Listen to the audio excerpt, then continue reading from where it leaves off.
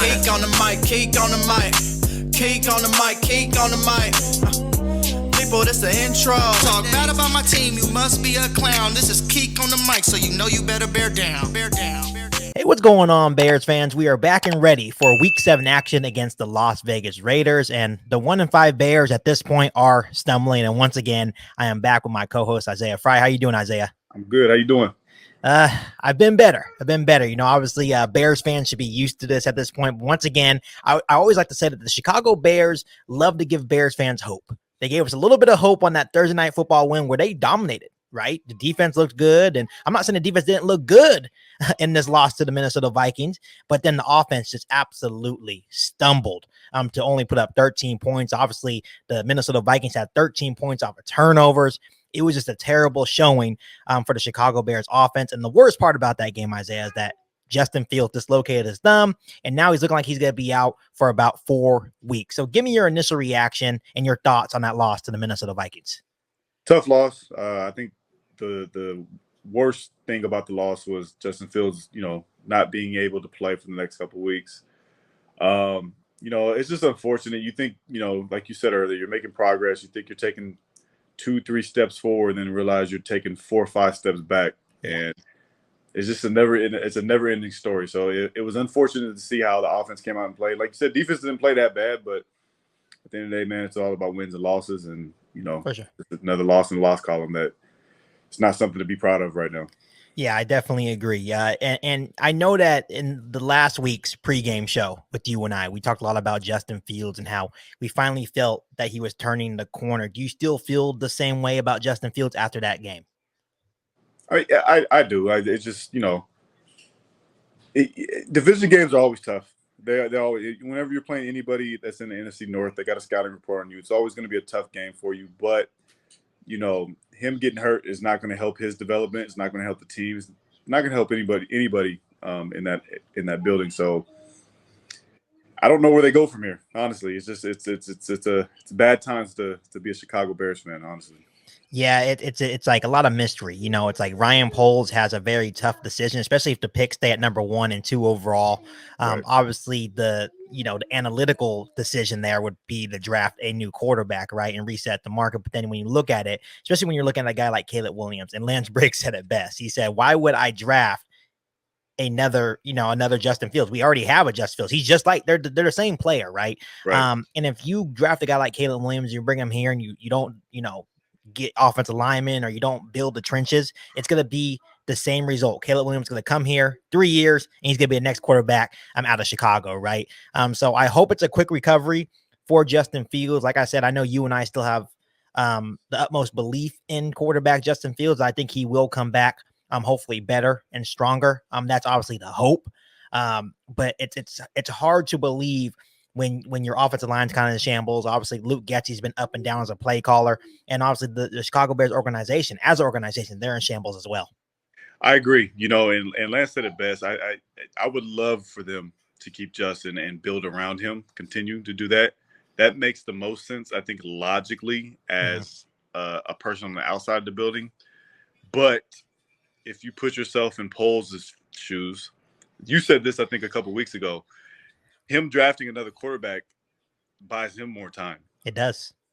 So I think from his perspective, he's trying to save his job as well. So I could see them going in that direction of drafting a new quarterback and obviously getting a new coaching staff to go along with it. Yeah, and this is obviously hypothetical. Obviously, Justin could still come back. Let's say he misses 2 games. That's still plenty of time for him to come out and try to end the season on a strong note. And I think the situation that kind of saves Justin Fields is that he's still on that rookie contract, right? We could still give him that 5th-year option, which it would be kind of a pricey 5th-year option, but Ryan Poles and the Bears still have that option, right? So hopefully he can come back and end the season on a high note. Of course, we want to see the wins and losses, but to me, it's always been about Justin Fields' development. I feel like he was going in the right direction. When you look at the categories, like especially on the offense side of the football, it seems like the offense is improving, right? As much as it doesn't look like it when you're watching these football games, he is improving as a football player. But Isaiah, now that Justin Fields is out, now it's going to be Tyson Bagent, a D2 undrafted rookie out of Shepherd University. Obviously, he came in for a little bit against the Minnesota Vikings. It wasn't a great showing, right? Obviously, he fumbled the football, but it wasn't on his doing. The offensive line was in shambles all day, and then he threw that game-stealing interception that was just underthrown to DJ Moore. That would have been the go-ahead touchdown. So, give me your input and your evaluation about Tyson Bagent. I mean, I like his mentality. I think he has some swag to him. Definitely has some confidence. I'm curious to see how he does when he gets out there and plays. And it'd be interesting to see how Getsy calls the game with him under center, to see if they, do anything different than, if they were to have Justin Fields out there. But as far as him going out there to play, I'm curious to see how he does. Like I said, I like his swag and his confidence. So hopefully that translates to the field. Yeah, a couple of things. Tyson Bagent, he in his press conference the other day, the one thing I really liked that he said was, "I have nothing to lose," which he doesn't, right? He didn't expect to be here, so I like that mentality. He's confident. His teammates are confident. They're going to rally around the guy, and that's the one thing that kind of concerns me. You brought up, I wonder how Luke Getsy is going to use him, right? And that's one of the things that bothered me about Matt Eberflus's comments during one of his press conferences this week. He made it very known, saying, "Hey, we're going to play to Tyson Bagent's strengths." That's funny, Matt Eberflus, because you guys did that inconsistently with Justin Fields.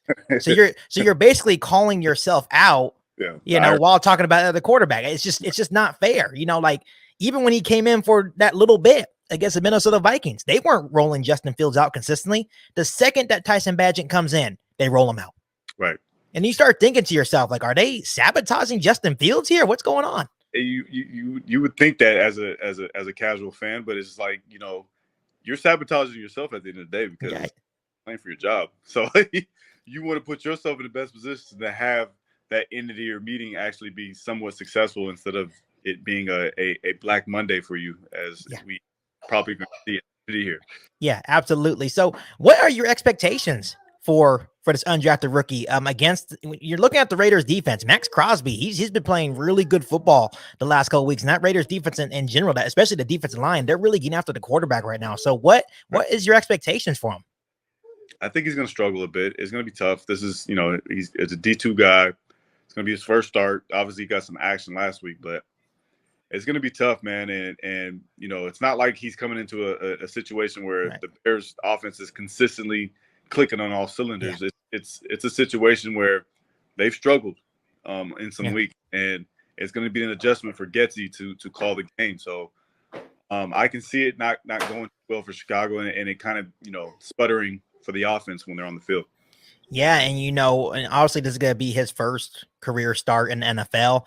So I know the jitters are going to be flowing. But there's actually some bad news for him, and that's Darnell Wright.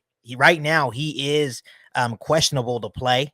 I know that he missed practice today. If Darnell Wright is out, especially when Nate Davis is already going to be out, the left tackle's already out, that's not going to be a good for an undrafted rookie making his first career start. No, not with Max Crosby on the other side of the ball. That's not going to be good at all. Right. So, and then the Bears are just really banged up right now. You're thinking about we're missing a bunch of running backs, right? Even though Deontay Foreman, Darrington Evans looked pretty good against the Minnesota Vikings. But in general, I think for me, and I said this a bunch of times on past podcasts as well, leading up to this game, I'm actually looking forward to watching Tyson Bagent play, right? Because it's new. Let's see if his style of play works for Luke Getsy. And this is a big week for Luke Getsy as well, a big couple of weeks for Luke Getsy, because even if he's undrafted, right, Tyson Bagent already came out and said, "Hey, do not hold back. I know everything in the playbook. I am ready to go."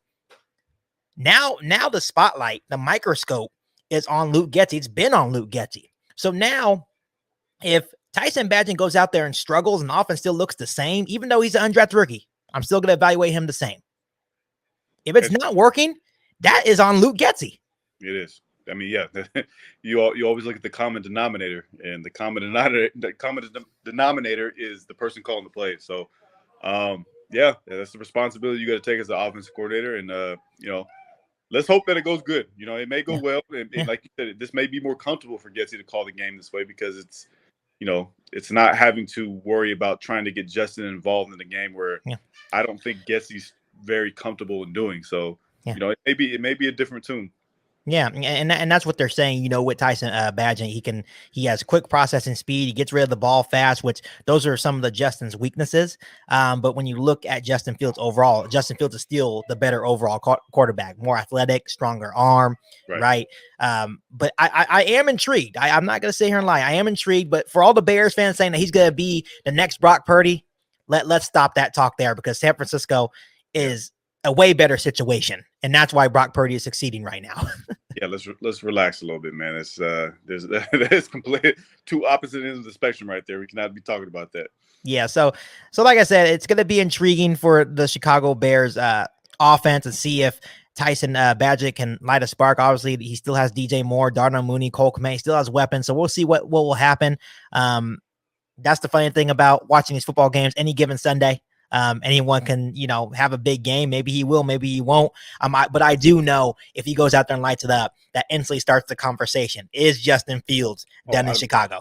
Oh, they're waiting for that. That is going to be the headline if he has to light it up. That's going to be something that I don't think any of us are going to be ready for. And it's going to be unfortunate because I think we all know why they're going to do it. But, whatever sells the papers, man. So. And, first thing first, we are Chicago Bears fans, but we are big Justin Fields guys as definitely. well. So if he goes out there and plays well, hey, that's awesome. I'm a Bears fan. It's going to be amazing. But, of course, you don't want to hear that storyline as well. So, Isaiah, let's go ahead and talk about the Chicago Bears defense. 2 weeks in a row, they looked pretty good. The Chicago Bears defense kept us in the game last week. Obviously, they only gave up essentially 2 field goals. It's not their fault that, the offense was turning the ball over, not putting points on the board. But now they're coming in to this matchup, which, they have to go against Devontae Adams. Josh Jacobs in the backfield. It's not going to be no easy task. But there's one common denominator here. Jimmy Garoppolo is actually out as well with a back injury. So I'm not sure if it's going to be Aiden O'Connell or Brian Hoyer, the revenge game for Brian Hoyer in Chicago. Who knows? But either way, I think the Chicago Bears defense can get after this Raiders offense. Yeah, definitely. Anytime you get a backup quarterback in, man, it's time to pull your hair back and lick your chops and go make a play. So this should be a good game as well for the defense. I don't see this game being a high-scoring game by any means. But, this could come down to the last series of the game, and, whoever makes the better play at the end of the game is probably going to come out with the win. Yeah, I think it's also good, like, who can make the least amount of mistakes as well. Turnover, clean football. I think that's what we need to see from Tyson Bagent. It's like, just be a game manager, don't try to go out there and do too much, and I'm expecting Luke Getsy to still kind of hold him back. I don't think the whole playbook is going to be open, even though Bagent is comfortable. We'll have to wait and see. But I'm expecting a really conservative game plan both ways, right? Well, yeah, he held Justin Fields back, so I can almost he's going to hold Tyson back as well. So yeah. Well, if he does that, Isaiah, then his job's really going to be on the line. Like, why are you opening up the playbook for Bagent but not for Justin Fields? Does Justin not get your offense? What's going on? He's got to answer some questions. Right, exactly. So let's get right into it. Give me 3 keys to a Bears win. Allowing Tyson to be comfortable in the pocket. This is his first start. He's going to have his jitters. Allow him to get in rhythm early to making sure that, he can go out through the game and be able to read the defense easily. Stay on the opposite side of the ball, establish a run game. That's going to be big for a young quarterback making his first start. And then 3, continue the good defense. They're playing a second-string quarterback. They need to be able to get off the field as fast as possible and get the ball back into the Bears offense. Yeah, I think the Chicago Bears defense are going to have to win us this game. If the Chicago Bears do win this game, it's going to have to be a huge showing by the Chicago Bears defense. But they're turning over the football in the last 2 weeks. They're getting after the quarterback. And that's kudos to Matt Eberflus. He has these guys playing at a high level. I think it all depends who's playing for the Las Vegas Raiders. If it's Brian Hoyer, he's a veteran. He's going to get rid of the ball. He's not going to turn over the football. He's not the best quarterback in the NFL. But he's going to play clean football, right? He's not going to allow them to lose by his mistakes, right? When you're looking at Aiden O'Connell, he's a young rookie quarterback. He's going to throw it to you, right? I believe the last game that he started against the Los Angeles Chargers, he threw 3 interceptions in one game. So there's going to be opportunities there either way. But I totally agree with you. Try to make Tyson Bagent as comfortable as possible. And you have to figure out an answer for Max Crosby because he is coming. I'm not sure if there's going to be an answer, even if Darnell Wright is in the game. But if Darnell Wright is out, I'm going to be a little bit concerned for Bagent. Yeah, it's going to be tough, man. Max Crosby's a handful for any team he plays, and it doesn't help the fact that there's a couple of old linemen that are not playing this week. So yeah, they're gonna have to figure out, ways to kind of neutralize him, whether it, be a chip or, or some rollouts or whatever you need to do to kind of neutralize Max Crosby. That's gonna be the key to the game. Yeah, I totally agree. So Isaiah, go ahead and give me your score prediction. Are the Bears gonna get back on the winning side of things this week? I picked them last week to win. I'm not gonna get burned again. I'm actually picking them to lose. I think it's going to be 20-17. Okay. Las Vegas. Okay, not too bad. Not too bad. I guess I'm going to go ahead and be the lone wolf, be a homer once again. I was trying my best to pick against the Bears for maybe possibly good luck. Yeah. But I think once Jimmy Garoppolo was ruled out, I'm like, okay, that gives me a little bit of hope to maybe they can sneak by and win this game. It is at home. Maybe Tyson Bagent comes in with a week of preparation and absolutely dominates. But who knows, right? So I'm going to go ahead and take the Chicago Bears to win 23-20. And I don't know why I even expect the Chicago Bears, led by Tyson Bagent, to even score more than 20 points. But I guess I'm just that crazy of a Bears fan. Hey, man, anything can happen. Like you say, any given Sunday. Right. But at the end of the day, if the Chicago Bears do lose, though, and they drop to 1-6, we are definitely sellers at the trade deadline. I'll tell you that. We may see the last of Jalen Johnson, Darnell Mooney, Cody Whitehair, if anyone wants to take him, right? It may be the end of a lot of Chicago Bears if we lose. Yeah. It may even be the end of a guy that we like here, man, unfortunately, but don't want to talk about that, man. It's okay. It's all good. That's all good. But hopefully Tyson Bagent comes in and shocks us all. Hopefully maybe he proves you wrong. But if he does come in and win, I want to hear a massive, loud bear down from you next week on the podcast. Got it, man. That'll be a bet right there. You got it right there. I appreciate that. But once again, Isaiah, thank you so much for coming on to Keek on the Mic for another pregame show. And as always to you, bear down. Bear down. You've been listening to Keek on the Mic, a podcast all about the Chicago Bears. Don't forget to subscribe to the channel and hit the bell notification to catch all Bears content right here on the podcast. Thanks, guys, and bear down.